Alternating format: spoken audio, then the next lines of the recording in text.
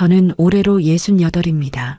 이 나이가 되도록 참 많은 일을 겪었지만 이런 일은 정말 처음이었습니다. 제 아들 승현이는 37입니다. 착하고 성실한 아이예요. 결혼한 지 이제 6년이 되어 가는데 그동안 우리 아들 부부는 며느라기랑 큰 갈등 없이 지냈다고 생각했었습니다.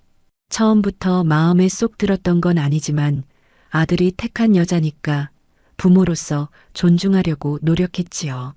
며느리 수진이는 겉보기엔 얌전하고 회사도 다니고 살림도 그럭저럭 하는 편이라 생각했어요.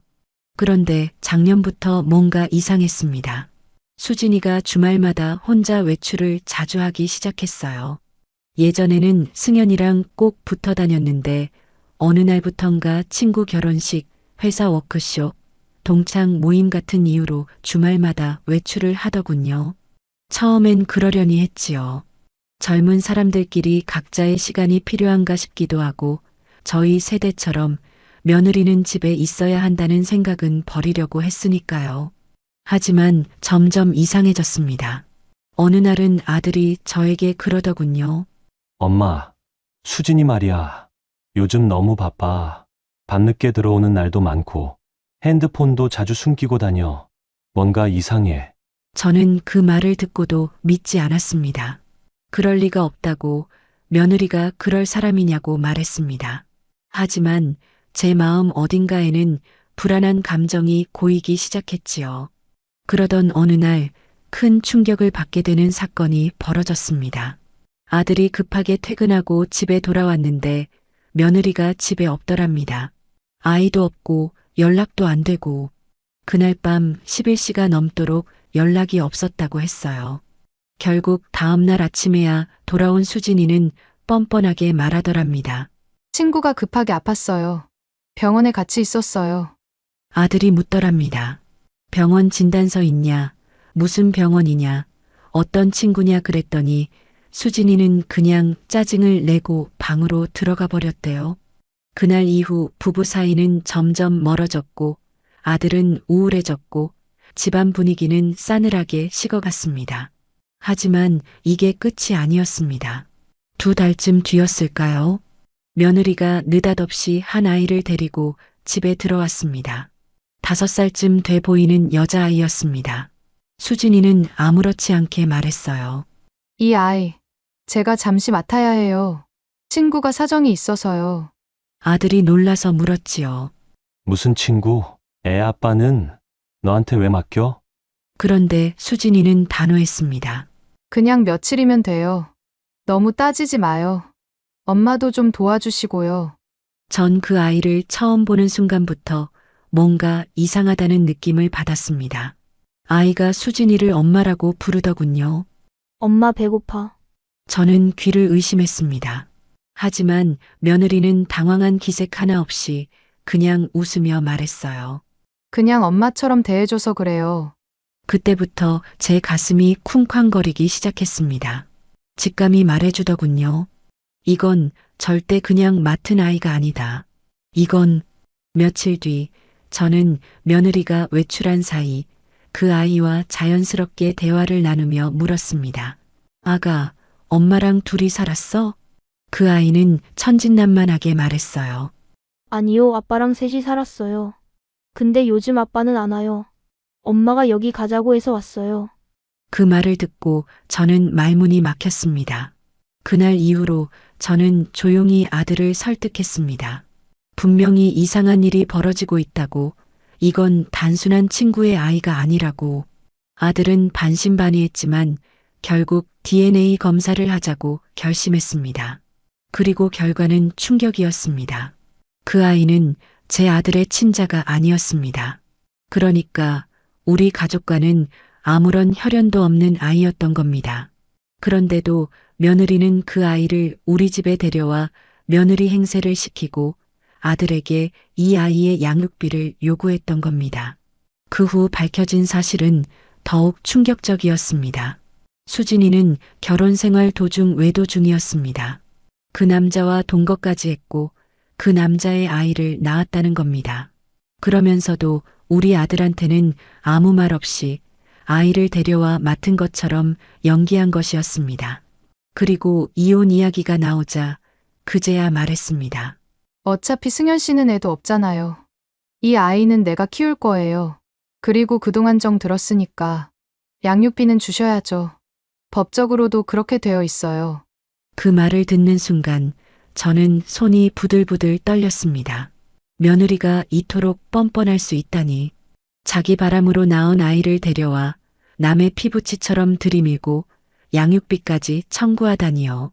아들은 무너졌고 저는 말문이 막혔습니다. 하지만 이대로 당할 순 없었습니다. 이후 저희는 법적으로 맞서기 시작했습니다. 수진이는 끝까지 아이를 자기 딸이라고 주장하며 경제적으로 아들이 책임져야 한다고 우겼습니다. 하지만 DNA 검사 결과와 외도 증거가 모두 확보되어 있었기 때문에 결국 법원에서도 남의 자식을 데려와 남편에게 양육비를 요구한 것은 부당하다는 판결을 내렸습니다. 하지만 상처는 그대로 남았습니다. 우리 가족은 그 사건 이후로 완전히 무너졌고 아들은 심한 정신적 충격을 겪었으며 아직도 병원을 다니고 있습니다.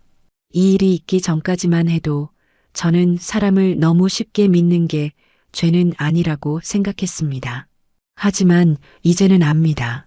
며느리도 가족도 끝까지 믿어선 안 되는 사람들이 있다는 거요. 그날 이후로 제 일상은 완전히 무너졌습니다.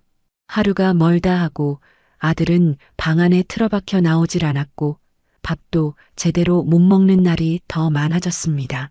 멀쩡하던 사람이 무기력하게 앉아 창밖만 바라보는 걸 보는 게 이렇게 고통스러운 일인지 처음 알았습니다. 며느리는 결국 집을 나갔습니다. 하지만 나가기 전까지도 자기 잘못을 인정하지 않았습니다. 오히려 제가 중간에서 이간질을 했다고 자신이 키우는 아이를 못 살게 굴었다며 오히려 저를 원망하더군요. 어떻게 사람이 그럴 수 있을까요? 제가 그 아이에게 손가락 하나 댄 적 있냐고요. 저는 처음부터 그 아이가 불쌍해서라도 조용히 지켜보려 했습니다. 하지만 거짓말 위에 쌓인 관계는 결국 무너질 수밖에 없다는 걸 이제야 뼈저리게 느꼈습니다. 더 황당한 건 며느리가 집을 나간 지 한 달쯤 지나서 벌어진 일이었습니다. 어느 날 아들에게 등기우편이 하나 도착했는데 그걸 뜯어본 아들이 제게 말도 못 꺼내고 한참을 멍하니 서 있더군요. 무슨 일인가 싶어 제가 대신 확인해 보니 그 안에는 양육비 청구 조정 신청서가 들어 있었습니다. 그 아이, 그러니까 며느리가 외도해서 낳은 그 아이에 대해 아들이 매달 일정 금액을 지급하라는 요구였습니다. 처음엔 법원에서 이런 걸 받아준다는 사실 자체가 이해가 안 됐습니다. 어떻게 친자가 아닌 아이에 대해서 심지어 바람 피워서 낳은 아이를 두고 친정이 아닌 시댁에서 양육 책임을 지라는 게 말이 됩니까? 변호사를 찾아가 문의했더니 며느리 쪽에서 주장하는 건 이런 식이었습니다. 혼인 중 함께 동거하면서 아이를 키웠고 남편이 그 아이에게 정서적, 물질적으로 책임을 일부 졌으므로 사실혼 관계의 부양 책임이 있다. 제가 지금도 그때 받은 충격을 말로 다 표현 못하겠습니다. 그 몇 달 동안 함께 밥 몇 번 먹은 게 전부였던 걸 어떻게 양육 책임이라는 말로 바꿔서 저희 아들에게 뒤집어 씌울 수 있는지요. 그래서 저희는 법적으로도 강하게 대응하기로 했습니다. 증거를 모으기 시작했고 당시 며느리의 외도 정황, 함께 찍힌 사진, 주고받은 메시지들까지 아들이 애써 수집했습니다. 저도 며느리가 아이를 집에 데려왔을 때 일어난 모든 상황을 날짜별로 메모해 두었던 게 큰 도움이 됐지요. 특히나 그 아이가 무심코 뱉은 말들, 아빠랑 셋이 살았어요. 같은 문장은 제게 너무 큰 충격이었지만 그 당시 바로 녹음을 해두었던 게 결국 재판에서 결정적인 역할을 했습니다. 하지만 싸움은 길고 지쳤습니다. 매번 법원에 가서 진술하고 며느리 쪽에서 억지를 부리면 부릴수록 제 아들은 더 무너졌습니다. 한 번은 며느리가 재판장에서 이런 말까지 하더군요. 승현 씨는 아이한테 아빠 역할을 해줬어요. 밥도 먹여주고, 같이 놀아주고, 그게 다 증거예요. 그걸 듣고 저는 참을 수가 없었습니다. 그건 순전히 내가 속였기 때문이야. 아들이 그 아이가 자기 자식이라고 믿게 만들었으니까 그런 행동을 한 거지. 다 속임수였잖아. 하지만 며느리는 눈 하나 깜짝 안 하고 말했습니다. 그런 감정이 있었던 건 사실이에요. 법적으로도 인정받을 수 있어요. 법이라는 게 때론 이렇게 사람 마음을 무너뜨리는구나 싶었습니다. 도대체 무엇이 진실이고 무엇이 책임인지 그렇게까지 껍데기만 따져야 하는 건지 참 서글펐습니다. 재판은 다행히 저희에게 유리하게 끝났습니다. 법원은 피고는 친자가 아님을 명백히 인지하지 못한 상태에서 한시적 보호를 제공한 것이므로 양육 의무가 성립되지 않는다고 판단했고 그 아이에 대해 어떠한 경제적 책임도 없다는 결론을 내려줬습니다. 그날 이후로 며느리는 아이를 데리고 다른 도시로 이사갔고 연락도 끊겼습니다. 하지만 이걸로 끝이 아니었습니다. 며느리는 저희 아들에게 위자료 청구 소송을 걸었습니다. 황당했지요. 외도를 한 사람이 오히려 위자료를 요구하다니요. 그 이유는 혼인관계 유지 중 정신적으로 방임받았고 시댁의 감정적 압박이 심해 삶의 터전을 잃었다는 것이었습니다. 어느 날 저녁 아들이 제게 그러더군요. 엄마, 저 사람은 나한테 원한이 있나 봐요. 도대체 왜 이러는 걸까요? 제가 그 말을 듣고 할 말이 없었습니다. 이건 원한이나 복수 그 이상이었어요. 오히려 어떻게든 돈을 받아내려는 계산으로 느껴졌습니다. 모든 것이 짜여진 각본처럼 흘러가고 있었고 저희는 그 안에서 끊임없이 상처만 입고 있었지요.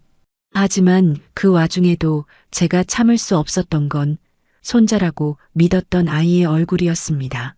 가끔씩 그 아이가 부엌에 와서 조용히 제 옆에 앉아있던 모습이 떠오릅니다. 아무것도 모르는 그 아이는 그저 엄마 따라 살던 삶을 이어간 것뿐일 텐데 그 아이조차 이런 거짓의 도구로 사용되었다는 생각에 가슴이 아팠습니다. 그 아이가 제 손자를 가장해서 저를 부르던 날이 떠오릅니다. 할머니, 이거 해주세요. 하며 제 손을 잡던 그 아이의 체온. 지금도 잊히지 않습니다. 저는 그 아이가 싫지 않았습니다. 하지만 그 아이가 제 손자의 자리를 대신하도록 만든 그 거짓말과 그 무책임한 선택들이 도저히 용서되지 않았습니다. 이 이야기는 단지 한 집안의 불행한 사건이 아닙니다. 사람 하나가 자신의 잘못을 덮기 위해 또 다른 생명을 방패 삼고 법과 도덕을 비웃듯 이용하려 했던 일입니다. 제가 이 이야기를 하기로 결심한 것도 똑같은 일을 겪는 이들이 또 생기지 않기를 바라는 마음 때문입니다. 그리고 무엇보다 아들에게 말하고 싶었습니다. 내 잘못이 아니라고. 그 누구도 내 진심을 의심할 수 없고 넌 최선을 다했다고. 다시 일어나라고. 엄마는 언제까지라도 내 곁에 있을 거라고. 이제 아들은 서서히 일어나고 있습니다. 다시 일하기 시작했고 저희는 함께 조용히 일상을 회복해가고 있습니다. 하지만 그 며느리가 남긴 상처는 아직도 우리 집안의 짙은 그림자로 남아 있습니다. 지금도 문득문득 이런 생각을 합니다. 내가 그때 조금만 더 의심했더라면, 조금만 더 일찍 진실을 파악했더라면 우리 아들이 이토록 망가지지는 않았을까 하고요. 하지만 이미 지나간 시간은 돌이킬 수 없지요. 그 일을 겪고 나니 사람의 겉모습만으로는 아무것도 판단할 수 없다는 걸 뼈저리게 깨달았습니다. 저는 며느리를 처음 만났을 때 그 아이가 예의도 바르고 말도 조곤조곤하게 잘하고 웃을 때 인사성도 밝으니까 아들에게 좋은 짝이라고 생각했었지요. 그렇게 몇 년을 속고 산 겁니다. 사람들은 제가 이 이야기를 하면 믿질 않습니다. 어떻게 그런 일이 가능하냐고 요즘 같은 세상에 DNA 검사도 있고 가족관계 등록부도 있는데 어떻게 남의 아이를 그렇게 쉽게 속일 수 있었느냐고 묻지요. 하지만 현실은 그렇지 않았습니다. 혼인관계 속에서 믿음이라는 이름으로 묶여 있다 보면 그 작은 틈을 파고들어 온 거짓말 하나가 온 가족을 무너뜨릴 수도 있다는 걸 저는 제 삶으로 증명하게 되었습니다. 며느리는 처음 아이를 집에 데려올 때부터 모든 걸 계획하고 있었습니다. 그 아이를 당분간 맡아야 한다고 말하면서 제게도 조금만 도와달라며 손을 잡았던 그 손길이 이제 와서는 너무나 차갑고 계산적이었던 걸 느낍니다. 그때 저는 참 바보 같았지요. 아이가 수진이를 엄마라고 부르는데도 그걸 엄마 같은 이모라고 받아들였으니 말입니다. 저도 모르게 눈앞의 진실을 애써 외면했던 겁니다. 혹시라도 제가 그 상황을 인정하게 되면 우리 가족이 깨질까봐 두려웠던 마음이 컸던 것 같습니다. 그런데 가장 괴로웠던 건 아들의 반응이었습니다. 사실을 전부 알게 된 뒤에도 아들은 한동안 현실을 받아들이지 못했습니다. 자기가 속았다는 것보다 그 아이에게 진심으로 마음을 줬다는 사실이 더 괴로웠던 거지요. 제가 옆에서 아무리 달래고 괜찮다고 위로해도 아이가 장난감 가지고 놀던 자리만 봐도 눈물이 고였고 부엌에서 며느리가 설거지하던 소리만 떠올라도 가슴이 먹먹하다고 했습니다. 그런 아들을 보면서 저는 매일 밤 기도했습니다. 하느님, 제발 우리 아들을 이 고통에서 꺼내달라고. 저는 아들을 지키고 싶었습니다. 그 어떤 비난도 손가락질도 우리 아들에게만큼은 닿지 않게 하고 싶었습니다. 그 무렵 주변 사람들도 하나둘씩 이 사실을 알게 되었습니다. 처음엔 소문으로 시작되더니 결국 이웃들도 눈치를 채게 됐고 아들 회사에서도 이상한 말이 돌기 시작했습니다. 아들은 결국 회사를 그만뒀습니다. 출근하는 게 너무 힘들다고 했습니다. 사람들의 시선이 무섭다고, 자신이 뭘 잘못했는지도 모르겠는데 모든 죄가 자기한테 쏟아지는 것 같다고요. 저는 속이 터졌습니다. 정작 잘못한 사람은 뻔뻔하게 멀쩡히 살아가는데 왜 저희 아들이 고개를 들지 못하고 살아야 하는 건지, 왜 피해자가 죄인이 되어야 하는 건지 억울하고 또 억울했습니다. 그때 제가 결심했습니다. 절대 이대로 끝낼 수 없다고. 그래서 저는 며느리의 외도 상대 남성에게도 책임을 묻기로 했습니다. 직접 그 사람을 찾아가지는 않았습니다. 그 대신 변호사를 통해 그 남자의 정체를 알아냈고 아이의 출생신고서에 기재된 내용을 확보해 정식으로 양육비 청구 거부 소송 외에도 위자료 청구 소송을 추가로 진행했습니다. 알고 보니 그 남자도 유부남이었습니다. 이미 가정을 가진 사람이었고 아이도 2명이 있었습니다. 수진이는 그 남자에게도 자신이 싱글이라고 속였던 겁니다. 결국 그 남자의 부인도 모든 사실을 알게 되었고 그 가정 또한 파탄에 이르렀다고 들었습니다. 저는 그 이야기를 듣고도 속이 후련하기보다는 그냥 허탈했습니다. 결국 어른들의 이기심과 거짓 때문에 아이들만 상처받고 있다는 생각이 들었기 때문입니다. 그 일로 인해 제 아들도 다시 한번 세상에 마음을 닫게 되었습니다. 누군가를 믿는다는 게 얼마나 위험한 일인지를 몸으로 겪었으니까요. 저는 그런 아들에게 모든 사람이 그런 건 아니야라고 말하고 싶었지만 그 말을 꺼내는 제 자신도 확신이 없었습니다. 세상이 너무 험해졌고 거짓말은 너무나도 교묘해졌으며 사람의 마음은 너무 쉽게 이용당하니까요. 하지만 저는 아들을 지켜야 했습니다. 그래서 아들의 손을 붙잡고 병원을 다니기 시작했습니다. 상담도 받고 약물 치료도 함께 하면서 하루하루 살아가는 방법을 다시 배우기 시작했지요. 처음엔 아들이 아무 말도 하지 않았지만 몇 달이 지나자 조금씩 마음을 열더군요. 어느 날은 갑자기 그러더라고요. 엄마, 나 이제 괜찮은 것 같아. 그 애가 보고 싶지 않아졌어. 그 말을 듣고 저는 처음으로 울었습니다. 숨죽여 울었습니다. 그 말이 어떤 의미인지 너무도 잘 알았기에 아들은 이제야 그 관계에서 벗어나고 있었던 겁니다. 자기를 속였던 여자, 사랑했던 줄 알았던 그 사람, 그리고 자식이라 믿었던 아이까지 모든 허상에서 벗어나 스스로의 삶을 다시 시작하겠다는 의지였던 겁니다. 저는 그런 아들이 대견했습니다. 그리고 다시 한번 다짐했습니다. 절대 흔들리지 않겠다고. 어떤 일이 있어도 다시는 우리 가족을 무너뜨릴 수 없게 하겠다고요. 그렇게 아들과 저는 집을 정리하고 새로운 동네로 이사했습니다. 낯선 곳이었지만 오히려 그런 환경이 아들에게는 더 좋았던 것 같습니다.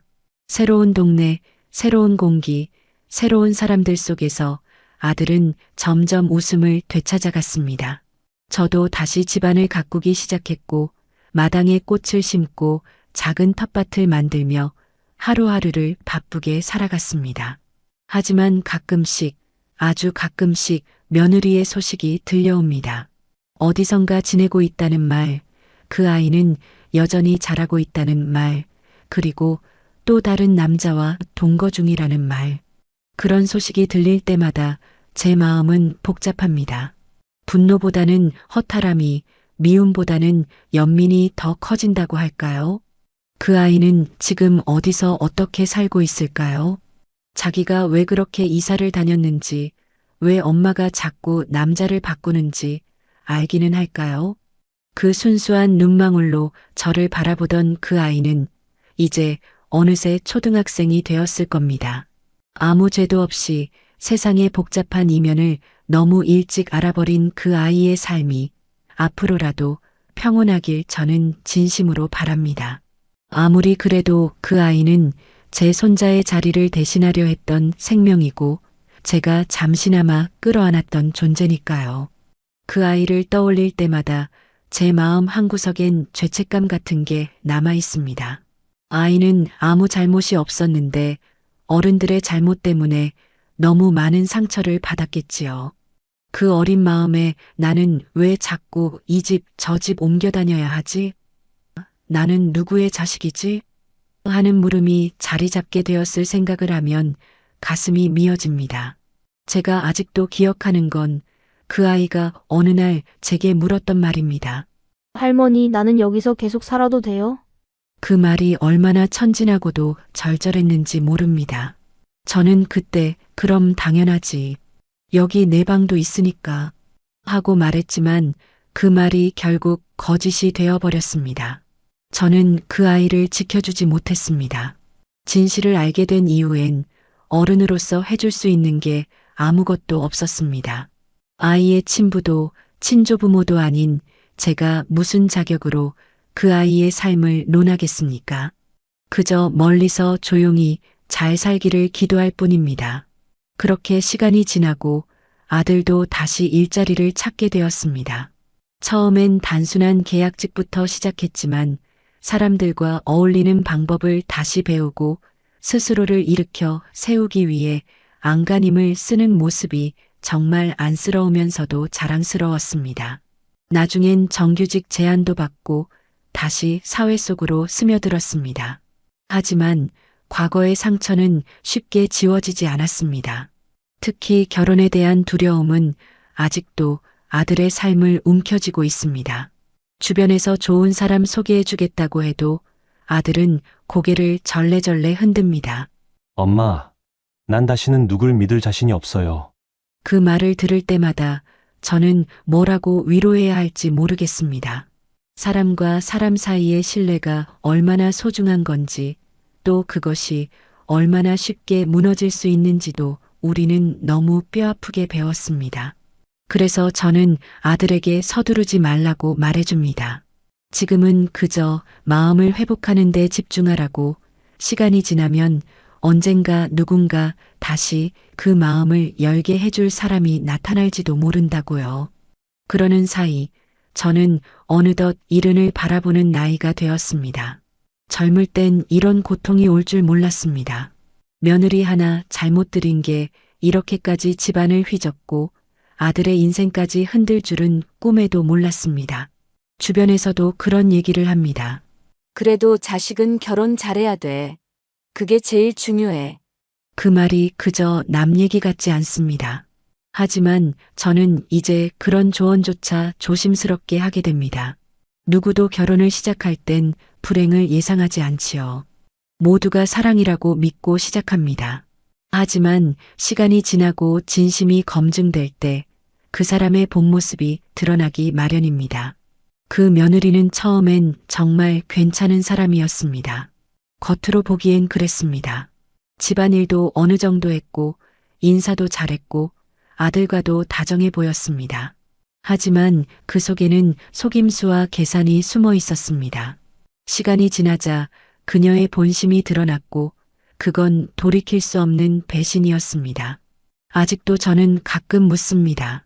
그 애는 그동안 우리와 지내면서 정말 아무런 양심의 가책도 없었을까? 자기가 낳은 아이를 다른 사람의 아이인 척 드리고 시댁의 정을 받으면서도 마음 한구석이 찔리진 않았을까? 아마 있었겠지요. 사람이라면 당연히 있었을 겁니다. 다만 그 순간의 욕망과 불안, 그리고 책임을 회피하려는 이기심이 그 양심을 눌렀을 뿐이지요. 저는 그렇게 믿습니다. 그렇지 않으면 사람이 그렇게까지 남을 속이면서도 아무렇지 않게 행동할 순 없을 테니까요. 그 이후로 저는 사람을 대하는 방식이 많이 달라졌습니다. 누구를 만나도 속마음을 쉽게 내비치지 않게 되었고 작은 행동 하나하나를 유심히 관찰하게 되었습니다. 사람과 사람 사이에 진심이 있는지 없는지를 읽으려고 애쓰게 되었습니다. 그건 제게 남겨진 상처이자 살아남기 위해 어쩔 수 없이 갖게 된 방어 본능이었습니다. 요즘은 그런 생각도 듭니다. 나중에 내가 이 세상을 떠난다면 아들은 과연 외롭지 않을까? 다시 누군가를 만나 따뜻한 가정을 꾸릴 수 있을까? 혹시라도 또다시 상처받지는 않을까? 그런 생각을 하면 밤에 잠이 오질 않습니다. 그런 밤이면 저는 조용히 아들의 방 앞에 섭니다. 문틈으로 새어나오는 불빛을 보며 아직 아들이 깨어 있다는 걸 느끼면 마음이 놓이기도 하고 또 걱정이 되기도 합니다. 그리고 조용히 되뇌입니다. 아들아, 엄마는 내 편이야. 너는 잘못한 게 하나도 없어. 그 말 한마디가 아들의 삶을 지켜주는 마지막 울타리일지 모르니까요. 계속 시간이 흐르면서 제 마음속 깊은 곳에 자리 잡은 또 하나의 감정이 있습니다. 바로 두려움입니다. 그 며느리를 처음 만났을 때 저는 너무 순진했습니다.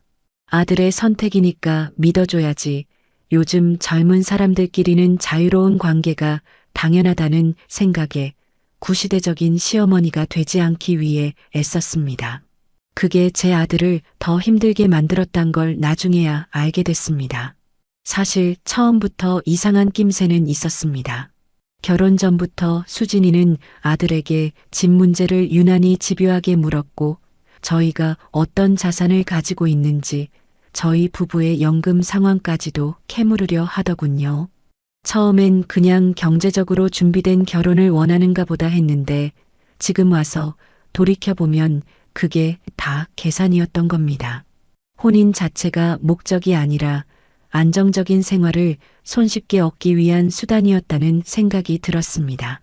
결혼 후에도 며느리는 아들과 공동 명의로 된 통장을 유도했고 대출도 남편 앞으로 받게 했습니다. 그러면서 본인은 소득이 있음에도 생활비를 거의 내지 않았습니다. 저는 그때마다 요즘 부부는 다 그렇게 사는 거겠지 하고 넘겼지만 결국 그 모든 게 남편의 책임으로만 돌아왔습니다. 이혼 소송 과정에서도 며느리는 아들 명의의 대출금까지 포함해서 재산 분할을 요구했습니다. 그게 바로 현실이었습니다. 진심 없이 관계를 맺고 약점만 남기고 떠나는 사람 앞에서 우리는 너무 순진했고 너무 무방비였습니다. 재판이 끝난 지 1년쯤 지났을 때쯤 저는 마트에서 우연히 며느리를 마주쳤습니다. 손에는 낯선 남자의 팔이 얹혀 있었고 아이는 좀 더 커 있었습니다. 저는 순간 눈을 피하고 싶었지만 수진이 쪽에서 먼저 저를 보고 다가왔습니다. 어머님, 오랜만이에요. 잘 지내시죠? 그 말에 저는 대답도 못하고 멈춰 서 있었습니다. 아무렇지도 않게 말하는 그녀의 얼굴을 보며 모든 기억이 되살아났기 때문입니다. 제 아들이 울던 얼굴, 밤마다 식음을 전폐하며 주저앉던 모습, 함께 손잡고 병원에 다니던 날들까지 그 모든 게 눈앞에 아른거렸습니다. 하지만 수진이는 웃으며 말하더군요. 저희는 이제 정말 잘 살아요. 아이도 이젠 학교 가요. 승현 씨는 괜찮으시죠? 그 순간 저는 이 사람이 진심으로 아들을 걱정하는 건지 아니면 그저 자기 안위를 확인하는 건지 도무지 알 수 없었습니다. 다만 확실한 건 그녀는 어떤 죄책감도 사과도 없었다는 겁니다. 아무 말 없이 그 자리를 떠나고 싶었지만 저는 마지막으로 한마디를 꺼냈습니다. 그 애는 내가 원하는 대로 자라겠지만 내가 한 일은 절대 지워지지 않아. 수진이는 잠시 당황한 듯 하더니 말없이 고개를 숙이고 돌아섰습니다. 그 뒷모습을 보며 저는 또 한 번 마음이 복잡해졌습니다. 아직도 이해되지 않았습니다. 어떻게 한 여자가, 한 어머니가 저런 방식으로 가족을 무너뜨릴 수 있었는지. 그 일을 겪고 난 뒤로 저는 동네 복지관에서 상담 봉사를 시작했습니다. 다른 가정들의 이야기를 들으며 우리만 그런 일을 겪은 게 아니라는 사실을 알게 되었습니다. 요즘은 정말 다양한 형태의 가정이 존재하고 그만큼 다양한 갈등과 상처가 존재하더군요. 며느리와 시어머니의 갈등도 예전처럼 단순히 시집살이나 잔소리의 문제가 아니었습니다. 요즘은 신뢰와 도덕성이 가장 큰 문제였습니다. 어느 날은 한 아주머니가 그러시더군요. 며느리가 아이를 두고 연락도 없이 사라졌다고요. 아들은 이혼하고 연락을 끊었고 결국 손주만 남겨진 채 본인이 다시 아이를 키우고 있다고 했습니다. 저는 그 이야기를 듣고 괜히 눈물이 났습니다. 너무 닮았다는 생각이 들어서요. 그 아주머니도 말하더군요. 내가 뭘 그렇게 잘못했는지 모르겠어요. 그냥 잘 살라고 도와준 게 다인데. 그 말이 꼭 제 마음 같았습니다. 이제는 저도 조금 내려놓았습니다. 며느리에 대한 원망도 그 아이에 대한 미안함도 전부 제 가슴 한편에 묻어두고 살아가기로 했습니다. 제가 더 이상 그 과거에 붙잡혀 있어봤자 아들에게도 저 자신에게도 도움이 되지 않으니까요. 하지만 한 가지는 아직도 마음에서 지워지지 않습니다. 혹시 내가 조금만 더 강하게 대응했더라면 어땠을까? 조금만 더 일찍 진실을 알았더라면 우리 아들이 이토록 부서지진 않았을까? 이런 생각은 밤마다 저를 괴롭힙니다. 부모로서 끝없이 자책하게 만드는 가장 깊은 구덩이 같다고나 할까요? 그래도 이제는 그 감정조차도 끌어안고 살아가야 한다는 걸 알았습니다. 사람은 누구나 상처를 안고 살아갑니다. 다만 어떤 사람은 그 상처를 덮고 사는 법을 배우고 또 어떤 사람은 그 상처에 무릎 꿇고 마는 것이지요. 저는 우리 아들이 그리고 제가 결코 그 상처에 지지 않고 살아가기를 바랄 뿐입니다. 이제껏 살아오면서 저는 어머니로서, 아내로서, 시어머니로서 어떤 사람이었을까? 그 물음을 스스로에게 던지기 시작했지요. 혹시 내가 너무 관대했나? 혹은 너무 무관심했나? 그게 아들의 인생에 상처가 되진 않았나? 아무리 며느리의 잘못이 크다 한들 부모인 제가 좀 더 눈 밝게 지켜봤더라면 그 생각을 떨칠 수 없었습니다. 그렇다고 해서 지난 날을 후회만 하며 살 수는 없었습니다. 저는 제가 할 수 있는 만큼은 해야 한다고 다짐했습니다. 아들을 돌보는 일, 제 삶을 다시 세우는 일, 그리고 무엇보다도 같은 아픔을 겪을지도 모르는 사람들에게 작은 조언이라도 해줄 수 있는 사람이 되는 것. 그게 제 남은 인생에서 해야 할 일이라는 생각이 들었습니다. 그 후로 저는 지역 커뮤니티에서 진행하는 고부 갈등 상담 프로그램에 참여하게 되었습니다. 처음엔 조용히 앉아 다른 사람들 이야기를 듣기만 했지만 어느 순간부터는 제 이야기도 나누게 되더군요. 누군가는 믿기 어렵다며 고개를 저었고 누군가는 나도 그런 일 겪었어요 하고 울면서 다가왔습니다. 그렇게 여러 사람들과 마음을 나누면서 저는 깨달았습니다. 이 고통은 우리 집만의 일이 아니었고 사회 곳곳에서 비슷한 상처들이 이어지고 있다는 거리요. 겉으로는 멀쩡해 보이지만 속 깊은 곳엔 누구도 쉽게 말하지 못한 상처가 자리 잡고 있는 사람들이 많았습니다. 그리고 그들 중 대부분은 자신이 속았다는 사실보다 그동안의 믿음이 모두 허상이었다는 데서 가장 큰 충격을 받는다고 하더군요. 저 역시 그랬습니다. 며느리를 단순히 가족으로 받아들였다는 그 결정, 그 믿음이 무너졌다는 사실이 너무 아팠습니다. 그저 남이었으면 좋았을 텐데 한때는 제 손을 꼭 잡고 어머님, 제가 부족하지만 잘할게요라며 고개를 숙이던 사람이었다는 게 그저 스쳐 지나가는 인연이 아니라 제 아들의 아내였다는 게 너무나 큰 상처였던 겁니다. 저는 이제 누군가 제게 며느리와의 갈등은 어떻게 극복해야 하나요? 하고 묻는다면 이렇게 대답할 겁니다. 갈등을 피할 수는 없습니다. 다만 그 갈등이 신뢰를 무너뜨리는 것인지 아니면 서로 다른 생활 방식의 조율인지는 반드시 구분해야 합니다. 믿음을 배반한 갈등은 회복이 어렵습니다. 하지만 생활 방식의 차이는 시간이 지나면 어느 정도 조정이 가능합니다. 그리고 또 이렇게도 말할 겁니다. 가족이라는 이름으로 모든 걸 용서하지 마세요. 피가 섞였든 섞이지 않았든 사람은 기본적인 도리를 지키지 않으면 함께 살아갈 수 없습니다. 그 말을 하면서 저는 늘 아들 얼굴을 떠올립니다.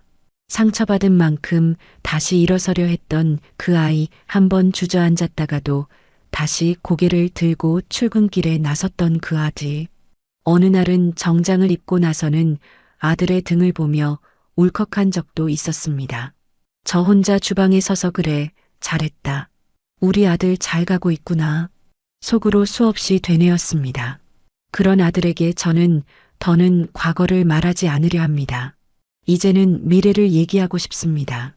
새로운 삶, 새로운 꿈, 그리고 언젠가는 다시 누군가와 따뜻한 식탁을 마주할 수 있기를 바라는 삶. 그 길 위에서 저는 늘 그 아이의 곁을 지켜줄 겁니다. 그렇게 마음을 정리해 가던 중 또다시 예기치 않은 일이 벌어졌습니다. 몇 달 전 법원에서 한 통의 우편물이 도착했습니다. 처음엔 또 무슨 소송인가 싶어 가슴이 철렁했지만 열어본 내용은 뜻밖이었습니다. 수진이가 아이에 대한 친권 포기 서류를 법적으로 제출한 것이었습니다. 그러면서 아이의 후견인을 외조모로 변경한다는 청구서도 함께 제출돼 있었습니다. 거기에 수진이의 짧은 진술서가 첨부돼 있었지요. 저는 더 이상 아이를 키울 자신이 없습니다. 경제적으로, 정신적으로 감당이 되지 않습니다. 외할머니가 아이를 더 잘 보살필 수 있을 거라 생각합니다. 그 한 줄짜리 진술서를 보면서 저는 할 말을 잃었습니다. 그렇게 끔찍하게 지켜내려 했던 아이를 결국 버리듯 넘겨버린 겁니다. 저는 머릿속이 복잡했습니다. 지금은 어디서 어떻게 살고 있을까? 그렇게 자신이 낳은 아이 하나도 끝내 안고 가지 못한 그 사람은 과연 지금 누구와 어떤 얼굴로 살아가고 있을까? 이런 현실을 보면서 저는 더욱 확신하게 되었습니다. 부모라는 자리는 그저 낳았다는 이유만으로 주어지는 자리가 아니라고요. 책임과 진심 그리고 지속적인 헌신이 없다면 그건 단지 생물학적인 연결일 뿐 가족이라 부를 수 없다는 거요. 그리고 그 아이 역시 그 사실을 언젠가는 알게 될 겁니다. 시간이 흐르고 자신의 삶을 되돌아보며 기억을 더듬다 보면 언젠가는 그동안 자신이 겪었던 일들이 무엇이었는지를 조금씩 이해하게 되겠지요. 저는 그때를 위해 기도합니다. 그 아이가 원망보다 이해를 먼저 배우길, 상처보다 사랑을 먼저 품을 수 있기를. 아이의 친권 포기 서류를 받아든 그날 이후로 저는 몇 날 며칠을 잠을 제대로 이루지 못했습니다.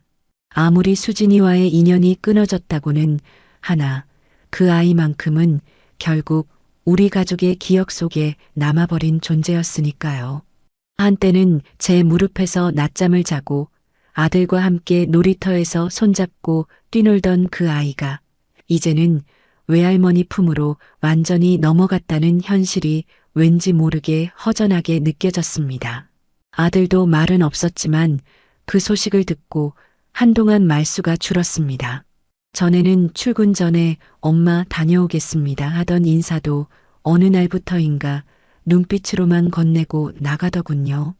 퇴근하고 돌아와도 식탁에 앉아 말없이 밥만 먹고는 방에 들어가 버리기 일쑤였고요.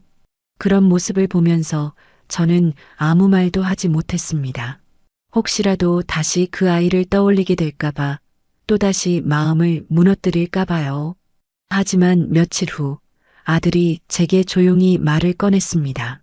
엄마, 그 애 잘 자랄 수 있을까요?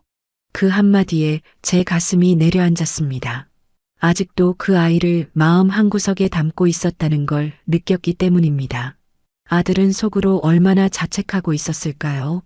자신이 진짜 아버지는 아니었지만 그래도 아버지처럼 아이를 대했던 날들이 있었기에 그 모든 기억이 선명하게 남아 있었을 테지요. 저는 아들에게 말했습니다. 내 잘못은 하나도 없단다. 내가 그 아이한테 해준 건 거짓이 아니었어. 그 아이가 그걸 기억할 거야. 언젠가 꼭 알게 될 거고. 그 말에 아들은 한참을 아무 말 없이 앉아 있더니 눈을 감고 고개를 끄덕이더군요. 저는 그 모습을 보며 속으로 기도했습니다. 제 아들이 이제는 조금씩 진짜 자신을 되찾고 있다고, 이젠 진짜 삶을 살아가도 괜찮다고. 그러던 어느 날 오래된 앨범 정리를 하다 그 아이의 사진 한 장이 나왔습니다. 돌이켜보면 그렇게 많지도 않은 시간이었는데 사진은 참 많았습니다. 생일 케이크 앞에서 웃고 있던 사진, 아들이 등에 업고 놀아주던 사진, 제가 직접 짜준 스웨터를 입고 있던 사진까지. 그 아이의 표정은 해맑기만 했습니다. 저는 그 사진들을 참아 버리지 못하고 조심스레 따로 작은 상자에 모아두었습니다. 아들이 볼까봐 책장 위쪽 깊숙한 곳에 넣어두었지요. 언젠가 아주 먼 훗날 혹시라도 그 아이가 우리를 다시 찾게 되는 날이 온다면 그 사진들 속에서라도 그 아이가 얼마나 사랑받았는지 보여주고 싶어서요. 가끔은 그런 상상도 해봅니다. 아이가 청소년이 되고 자신의 뿌리를 궁금해하다가 진실을 알게 되고 그때 우리 집을 찾아오는 겁니다. 그날이 오면 나는 무슨 말을 해줄 수 있을까? 그 아이에게 넌 우리 가족이었단다. 아주 잠시였지만 우린 널 진심으로 아꼈단다. 그렇게 말해줄 수 있겠지요. 그리고 아들도 아마 그날이 오면 마침내 묵은 응어리를 내려놓을 수 있을 겁니다. 그렇게 먼 훗날에라도 진실이 닿을 수 있다면 그걸로 된 거라 생각합니다. 저는 요즘도 여전히 작은 일상을 살아갑니다. 아침이면 텃밭에 나가 흙을 뒤적이고 오후엔 지역 도서관에서 아이들 책 읽어주는 봉사를 합니다. 아들은 일에 몰두하면서 점점 생활에 안정을 찾아가고 있고요.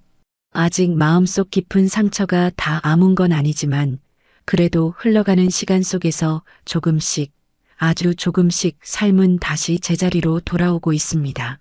그러던 어느 날 아들이 퇴근 후 조심스럽게 제게 말을 걸었습니다. 엄마, 나 요즘 연락하는 사람이 있어요. 저는 너무 놀라 한동안 아무 말도 하지 못했습니다. 그러자 아들은 살짝 웃으며 말했습니다. 아직 많이 조심스럽긴 한데요. 그냥 서로 이야기를 나누는 정도예요. 누군가랑 다시 웃고 말하는 일이 나쁘지만은 않더라고요. 그 말을 듣는 순간 저는 목이 메어 말이 나오지 않았습니다. 그저 고개만 끄덕이며 아들의 얼굴을 바라봤습니다. 그 얼굴에 오래간만에 정말 편안한 미소가 번지고 있었거든요. 그날 밤 저는 혼자 방에 들어와 이불을 꼭 끌어안고 조용히 울었습니다. 너무 오랫동안 기다려온 장면이었기 때문입니다. 아들이 다시 누군가를 마음에 들인다는 것, 그 자체만으로도 제겐 너무 벅찬 감정이었습니다. 물론 아직은 갈 길이 멉니다. 상처는 완전히 아물지 않았고 새로운 인연이 어디로 흘러갈지 알 수 없지만 저는 이제 더는 두렵지 않습니다. 아들이 다시 사람을 믿고 다시 사랑하고 다시 자신의 삶을 꾸려나갈 수 있다는 희망이 제게는 가장 큰 선물이니까요. 그리하여 저는 오늘도 기도합니다. 우리 아들이 다시 웃을 수 있도록 새로운 사람에게는 부디 따뜻한 진심만을 받게 되기를, 그리고 그 모든 과정을 곁에서 지켜볼 수 있는 지금 이 시간이 얼마나 소중한지 매일 가슴속으로 되새깁니다. 며칠 뒤 아들이 조심스럽게 그 사람을 소개하고 싶다고 말했습니다. 저도 긴장되는 마음을 숨길 수 없었지만 최대한 아무런 편견 없이 만나보기로 결심했지요. 그렇게 해서 어느 일요일 오후 집 근처 조용한 찻집에서 그녀를 만났습니다. 그녀는 조용하고 단정한 인상이었습니다. 무언가를 과하게 꾸미거나 나서지 않는 사람이었고 눈빛이 참 맑더군요. 처음엔 긴장한 듯 보였지만 차분하게 인사를 건네는 모습에서 저는 이상하게 마음이 놓였습니다. 대화 중에도 제가 말할 때는 눈을 맞추며 조용히 고개를 끄덕였고 말을 끊지 않고 기다려주는 태도에 참 많은 것들이 느껴졌습니다. 그녀는 이혼 경험이 있는 분이었습니다. 그리고 자신도 힘든 시간을 지나왔다는 이야기를 솔직하게 들려주었습니다. 혼자 아이를 키우며 살아가고 있었고 지금은 동네 도서관에서 파트타임으로 일하며 생활을 꾸려간다고 했습니다. 아들과는 독서 모임을 통해 자연스럽게 알게 되었고 그 후 조금씩 연락을 이어가며 서로의 상처를 조심스럽게 이해하고 있다고요. 저는 그날 집에 돌아오는 길에 혼잣말처럼 중얼거렸습니다. 이번에는 제발 진심이기를. 사람을 다시 믿는다는 건 생각보다 어려운 일입니다. 더구나 아들이 겪은 고통이 너무 깊었기 때문에 저로서도 쉽게 마음을 열 순 없었습니다. 하지만 그날 그녀를 만나고 나서야 알게 됐습니다. 진심은 말보다 태도에서 느껴진다는 걸요. 며칠 뒤 아들이 제게 또 한 번 조심스럽게 말을 꺼냈습니다. 엄마, 그분한테 아이가 하나 있어요. 6살이에요. 그 말에 저는 순간 가슴이 철렁했습니다. 다시 또 다른 아이, 또 다른 가족. 겁이 나는 건 어쩔 수 없었지요. 하지만 아들의 말은 계속됐습니다. 근데 엄마, 이상하게도 이번에는 그 아이를 보면 마음이 편해요. 예전처럼 억지로 아빠인 척할 필요도 없고 그냥 한 사람으로서 함께 웃고 있는 느낌이에요. 아무것도 숨기지 않고 그 아이도 날 있는 그대로 바라보더라고요. 그 말에 저는 아들이 정말로 회복되고 있다는 걸 느꼈습니다. 진심으로 사람을 바라볼 수 있다는 건 그만큼 자신의 상처도 어루만질 수 있게 되었다는 증거니까요. 며칠 후 그 아이도 함께 집에 놀러 오게 되었습니다. 처음엔 서먹했지만 아이는 낯을 크게 가리지 않았고 제가 준비해둔 과일을 잘 받아 먹더군요. 제 무릎에 앉아서 책을 읽어달라고 했을 때 제 안에 숨어있던 경계심이 조금씩 무너지는 걸 느꼈습니다. 저는 그 아이를 보며 다시 생각했습니다. 모든 아이는 죄가 없다고, 어른들의 과오를 대신 짊어지고 살아가야 할 이유가 없다고요. 그 아이의 순수한 눈동자를 보며 예전에 제 품에서 자던 그 아이가 문득 겹쳐졌습니다. 같은 나이 또래의 아이였고 같은 방식으로 제게 손을 내밀었습니다. 그리고 저는 이번에는 그 손을 망설이지 않고 잡아주었습니다. 시간이 흘러 우리는 조금씩 새로운 가족의 형태를 갖추어 가고 있습니다. 정식으로 재혼을 하거나 동거를 시작한 것은 아니지만 서로의 존재를 존중하고 자주 만나고 함께 식사하고 작은 기념일도 챙기며 그렇게 천천히 삶을 겹쳐나가고 있습니다. 요즘 저는 문득 이런 생각을 합니다. 우리가 겪었던 그 긴 고통의 터널이 결국 이 따뜻한 봄날로 이어지기 위한 길이었을까 하고요. 그때는 왜 그런 일이 우리에게 일어났는지 원망스러웠지만 지금 돌아보면 그 시간들이 있었기에 우리는 더 단단해졌고 더 성숙해졌습니다. 아들은 이제 전처럼 아침 인사를 건넵니다. 엄마, 다녀오겠습니다. 그 말 속에는 무거운 그림자가 사라졌습니다. 출근길에 작은 인사를 건네는 그 모습이 이전보다 훨씬 단단해 보였습니다. 그리고 그걸 보는 저는 더 이상 불안하지 않았습니다. 그 여인도 이젠 제게 그 사람이 아닌 우리 아들의 사람으로 느껴집니다. 그녀와는 아직 많은 시간을 함께하지 않았지만 적어도 지금까지는 거짓도 없었고 숨김도 없었고 기대하지 않으면서도 기대하게 만드는 사람이었습니다. 그 아이도 저를 보고 웃으며 이렇게 말합니다. 할머니 다음 주에 또 올게요. 처음엔 그 말에 깜짝 놀랐지만 어느새 그 말이 너무도 당연하게 들리기 시작했습니다. 저는 대답했습니다. 그래, 다음 주엔 내가 좋아하는 떡볶이 해놓을게. 그렇게 제 인생의 두 번째 봄이 찾아오고 있습니다. 그렇게 우리 집에 다시 아이의 웃음소리가 돌아온 날부터 집안 공기가 조금씩 달라지기 시작했습니다. 그 아이가 오면 저는 일부러 시장에 나가 평소 잘하지 않던 잡채며 전을 부쳐놓았고 아들은 장난감과 색연필 세트를 준비하곤 했습니다. 처음엔 그저 손님처럼 대하던 이 작은 생명이 어느새 우리 일상의 한가운데를 차지하고 있었던 겁니다. 어느 날은 그런 생각도 들었습니다. 이 아이가 꼭 우리 가족이라는 이름을 붙이지 않아도 마음으로 이미 그렇게 자리를 잡았다는 거리요. 꼭 서류상으로 가족이 아니어도 함께 밥을 먹고 서로를 기다리고 하루를 공유하는 이 시간이야말로 진짜 가족이 아닐까 싶었습니다. 물론 아직 두려움이 완전히 사라진 건 아니었습니다. 저는 그 누구보다도 잘 알고 있었지요. 사람의 얼굴 뒤에 숨겨진 의도라는 게 얼마나 무섭고 믿음이라는 게 한순간에 무너질 수 있는 것인지를요. 그래서인지 가끔 그 여인을 바라보며 조심스레 살핍니다. 혹시라도 무언가 감추고 있는 건 아닌지, 말과 행동 사이에 틈은 없는지. 하지만 지금까지는 단 한 번도 의심을 살 만한 행동을 한 적은 없었습니다. 그 여인은 늘 아이에게 먼저 양해를 구하고 아들에게도 무리한 요구는 하지 않았습니다. 저희 집에 올 때면 직접 반찬 하나라도 만들어 오고 아이가 집안에서 뛰어다닐 땐 조용히 눈짓으로 조심시키곤 했습니다. 무리하게 자리를 차지하지 않으면서도 자연스럽게 곁에 스며드는 모습이 참 묘하게도 편안했습니다. 저는 그런 모습을 보며 문득 예전 며느리 수진이의 행동과 비교하게 되었습니다.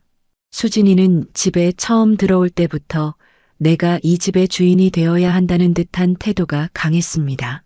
우리 집안의 방식이나 말투, 식습관조차 본인의 것에 맞추려 들었고 그게 당연하다는 듯 주장하곤 했습니다.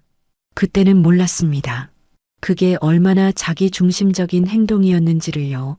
반면 지금의 이 여인은 그렇게 조용히 배려하며 다가오는 사람이었습니다. 저는 그 차이가 마음 깊이 느껴졌습니다. 한 번은 함께 저녁을 먹고 난 뒤 설거지를 도우러 들어온 그 여인이 조심스럽게 물었습니다.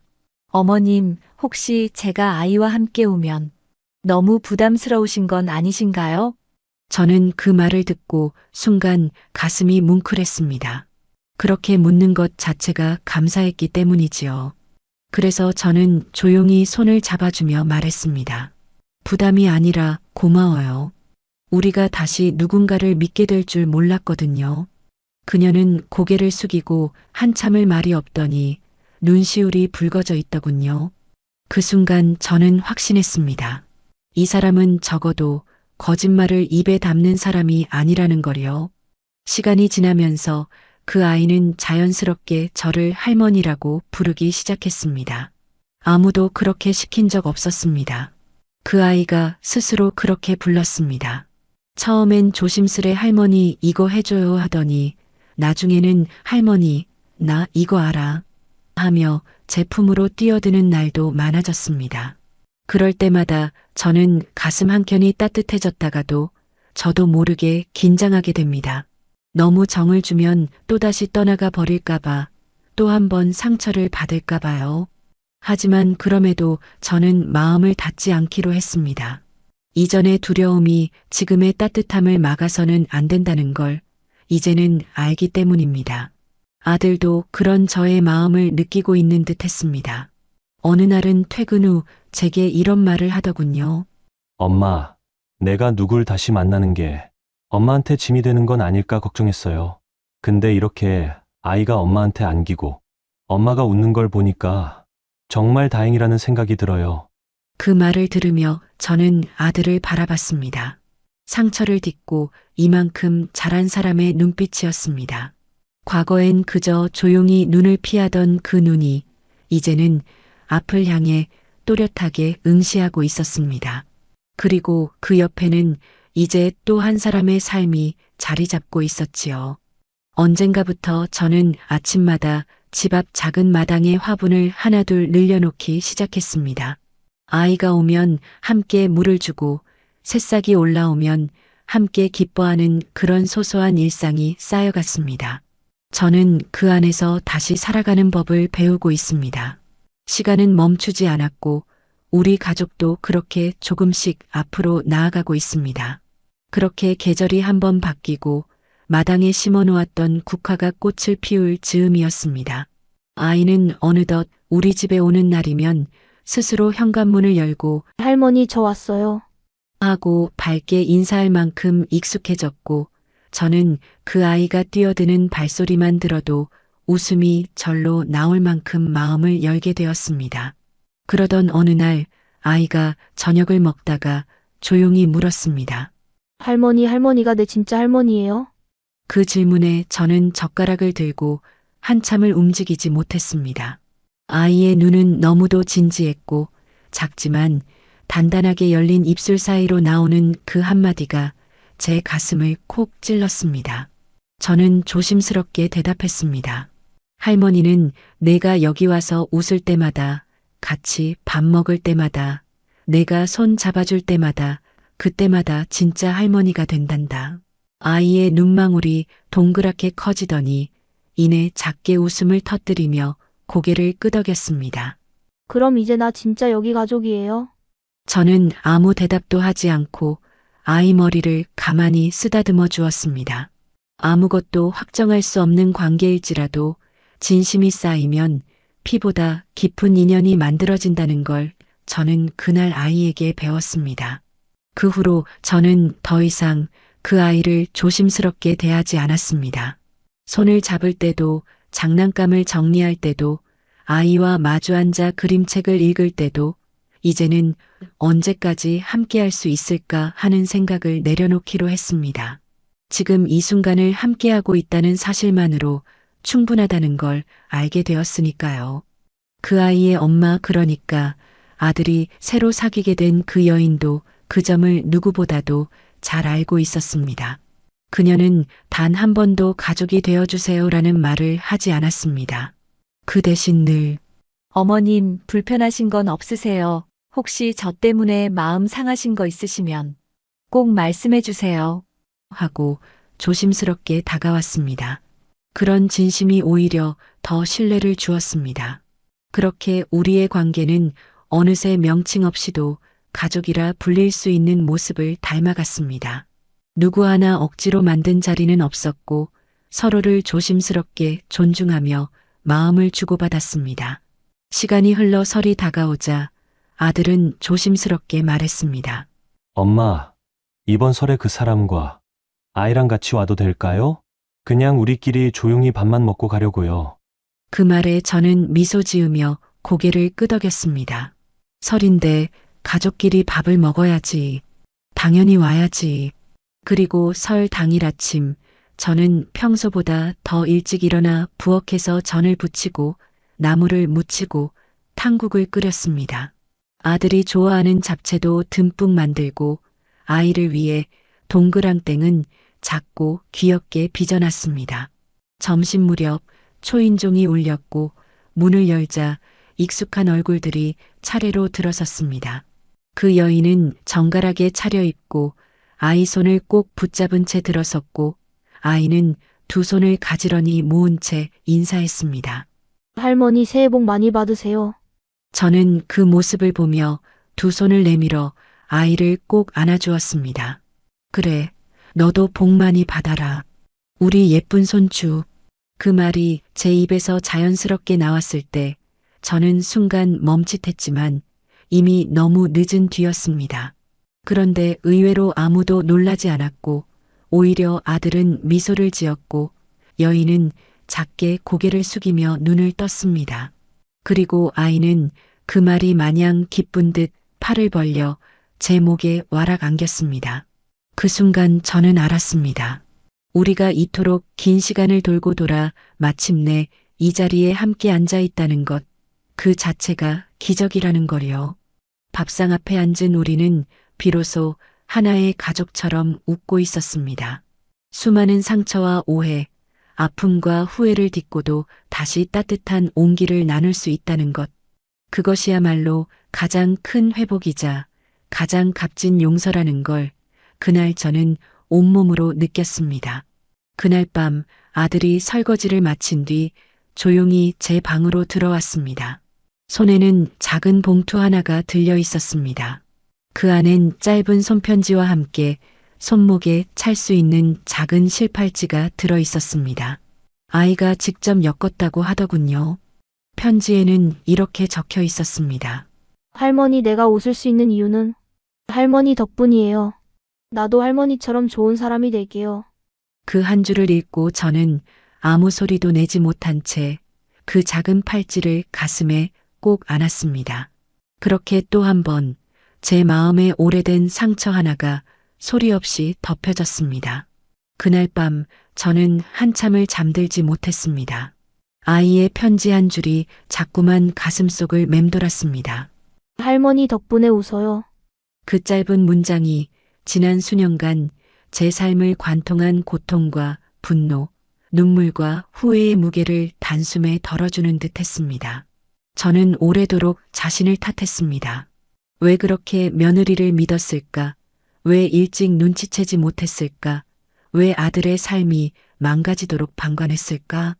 그 자책은 밤마다 저를 붙들었고 거울 속에 주름진 제 얼굴을 볼 때마다 무력감에 젖곤 했습니다.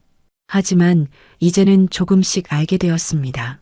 모든 상처가 흔적 없이 아물 수는 없지만 시간은 그 상처에 새 살을 더 떼어주기도 한다는 것. 그리고 누군가의 진심이 또 다른 누군가의 삶을 다시 일으켜 세울 수 있다는 것. 저는 이제서야 그 진리를 온몸으로 깨닫게 되었습니다. 수진이와 겪었던 지난날은 결코 잊히지 않습니다. 그날들 속에서 우리 가족은 부서졌고 무너졌고 다시는 일어설 수 없을 것만 같았습니다. 제 아들은 세상의 빛을 외면했고 저는 그 곁에서 어찌할 바를 몰라 눈물로 밤을 지새웠습니다. 하지만 그 모든 어둠 속에서도 결국 사람은 빛을 향해 걸어가는 존재라는 걸 알았습니다. 지금 우리 집 거실에는 아이가 직접 그린 가족 그림이 액자에 담겨 걸려 있습니다. 가운데에는 저와 아들, 그 아이, 그리고 아이의 엄마가 손을 잡고 웃고 있는 모습이 그려져 있습니다. 아이가 색연필로 써놓은 작은 글귀도 함께 있지요. 우리 가족 진짜 좋아요. 처음 그 그림을 봤을 때 저는 한참을 말없이 바라봤습니다. 그림 속 인물들은 비록 같은 성도, 같은 피도 아니지만 서로를 바라보는 표정은 따뜻했고 진실했습니다. 그 속에 담긴 건 과거의 상처가 아닌 지금 이 순간을 함께 살아가고 있는 우리였습니다. 이제 저는 더 이상 과거를 붙잡고 살지 않기로 했습니다. 며느리 수진이는 더 이상 우리 삶에 영향력을 줄 수 없는 사람이고 그녀가 남긴 아픔은 우리가 더 단단해지는 자양분이 되었습니다. 그리고 무엇보다도 제 아들은 다시 웃고 있습니다. 진심으로 아주 따뜻하게 웃고 있습니다. 그것이면 충분합니다. 제 아들이 무너지지 않고 다시 일어났고 새로운 삶 속에서 누군가와 함께 걷고 있으며 또 그 아이가 제 손을 잡고 할머니라고 불러주는 지금 저는 더 바랄 것이 없습니다. 때때로 사람들은 저에게 묻습니다. 어머님은 어떻게 그런 일을 견디셨어요? 그럴 때마다 저는 이렇게 말합니다. 한 사람이라도 믿어주는 이가 있다면 사람은 다시 살아낼 수 있어요. 저는 제 아들을 믿었고 제 자신을 버리지 않았어요. 그리고 결국 우리에게 다시 사랑이 찾아왔답니다. 이 이야기를 끝까지 들어주신 여러분, 감사합니다. 혹시라도 지금 이 순간 며느리와의 갈등으로 가족 문제로 고통받고 계신 분이 있다면 제 이야기가 작은 위로가 되길 바랍니다. 상처는 결코 사라지지 않지만 치유될 수 있습니다. 그리고 그 치유의 시작은 내 편을 끝까지 믿어주는 한 사람의 진심에서 비롯된다는 걸 저는 누구보다도 잘 압니다. 저는 이제 하루하루가 감사하고 오늘도 함께 밥을 먹고 웃는 이 시간이 참으로 소중합니다. 그렇게 우리 가족은 다시 살아갑니다. 진짜 가족이란 진심을 주고받는 사람들 사이에서 비로소 완성된다는 걸 저는 오늘도 조용히 되새기며 살아가고 있습니다.